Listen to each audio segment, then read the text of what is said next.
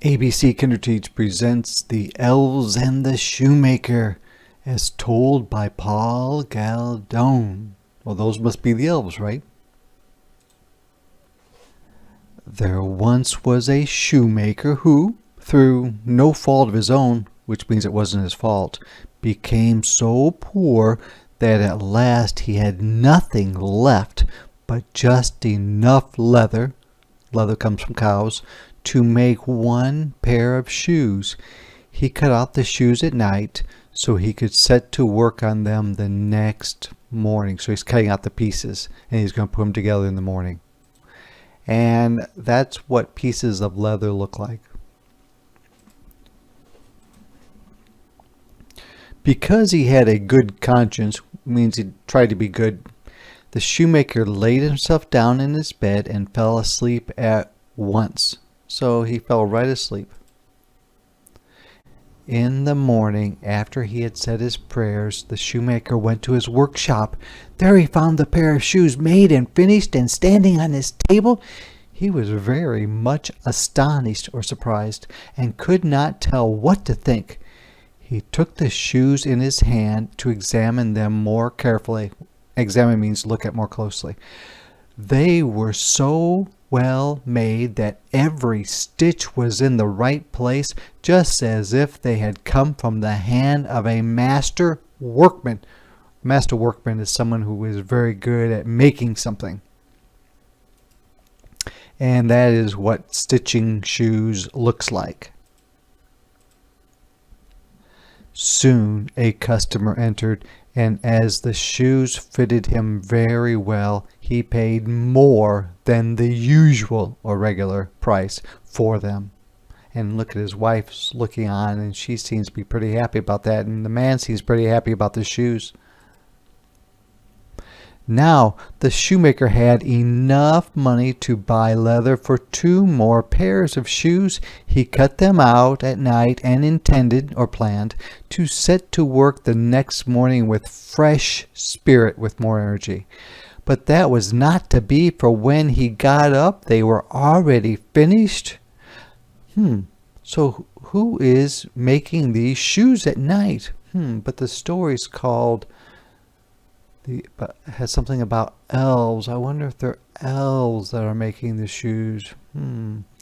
A customer soon bought them and gave the shoemaker so much money that he was able to buy enough leather for 4 more pairs.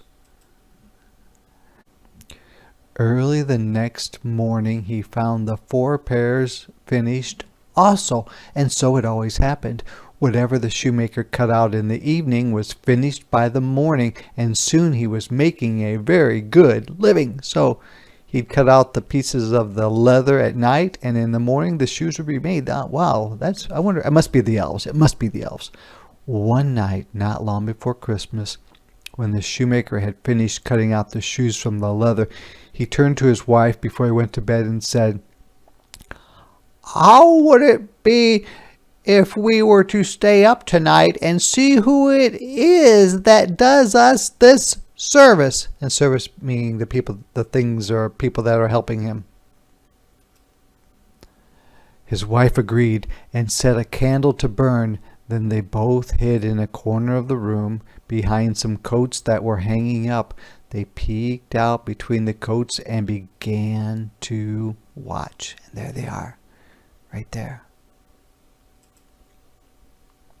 As soon as it was midnight, in came 2 neatly formed naked little elves. They seated themselves on the shoemaker's table, took up the work that was already prepared or got ready for, and began to stitch, pierce, which means poke holes in, and hammer the leather. The elves worked so cleverly, so smartly, and quickly with their little fingers that the shoemaker's eyes could scarcely or barely follow them. So full of wonder was he. So the shoemaker is looking at the elves making the shoes and thinking, wow, they are doing it so fast and doing it so well. The elves never stopped until all the shoes were finished and were standing ready on the table. Then they jumped up and ran off. Well, where did they run to, I wonder? Are they hiding somewhere in their house? I wonder if will ever tell us that.